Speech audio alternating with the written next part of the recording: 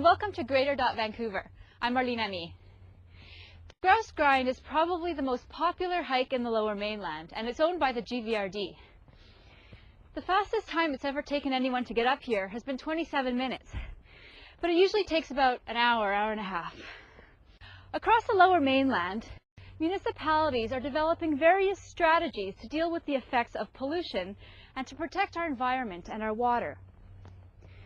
Using nature itself to aid in these efforts has become increasingly common, and today's story looks at two initiatives using nature to help nature.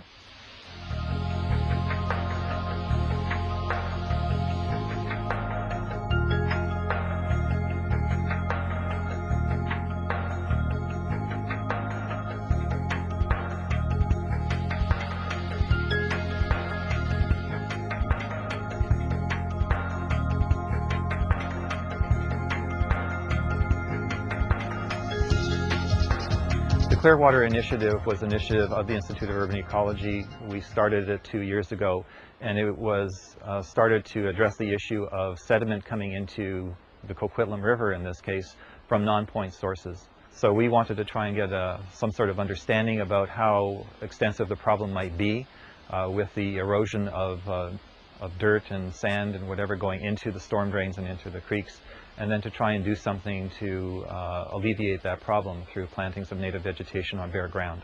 Other Clearwater initiatives tend to focus on the point sources, so they are the large single sources of turbidity within water, and the gravel pits are a good example of this. The concern that I had in Coquitlam was there was all of this focus on the gravel pits, and yet we had steep slopes in Coquitlam with urban development on those steep slopes. And you could see the erosion when you're walking down the street, you know, coming off of people's properties and going into the storm drain, and there wasn't any attention being given to that as a problem.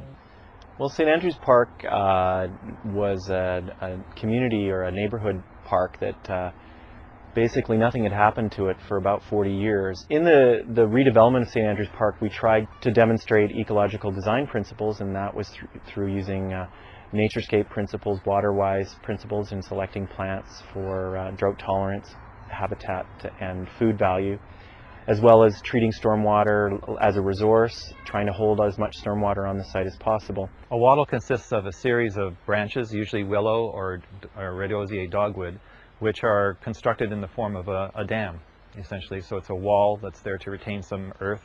And the idea is that the wall itself will become alive, that it will sprout and maintain itself indefinitely because they are living plants. The wattle slows down water moving off of the slope, so it slows down erosion, and it also catches any sediment which is moving down the slope as well. So you can see that this was a very steep slope. It was bare.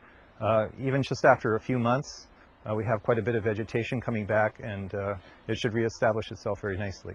We created bioswales in St. Andrews Park to help slow the runoff and filter runoff before it heads into the storm sewer system. Bioswales are basically just like ditches, but planted with various types of plants that can tolerate water. The organics in the soil act like a sponge and help hold the water so it can transpire into the atmosphere or slowly run off. Another ecological design feature was the different types of surfaces we used for walking. So we have a pervious concrete paver that has gaps to allow rainwater to flow through.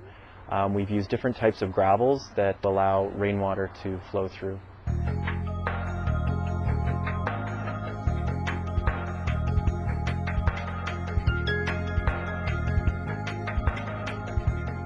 The plants in a wattle provide a physical barrier for the movement of dirt and to slow the water down, but they also serve to stabilize the slope with their roots. So once the plants actually germinate from the buds in the branches, then they will set root, and that will help to stabilize the slope as well. We plant berry-producing shrubs, so what we've planted here in this case is salmonberry, and we would also typically plant elderberry. We've been working on many creeks and rivers in the Lower Mainland. Maybe some of the more popular ones are Scott Creek and Hoy Creek, and the Coquitlam River itself and its different side channels.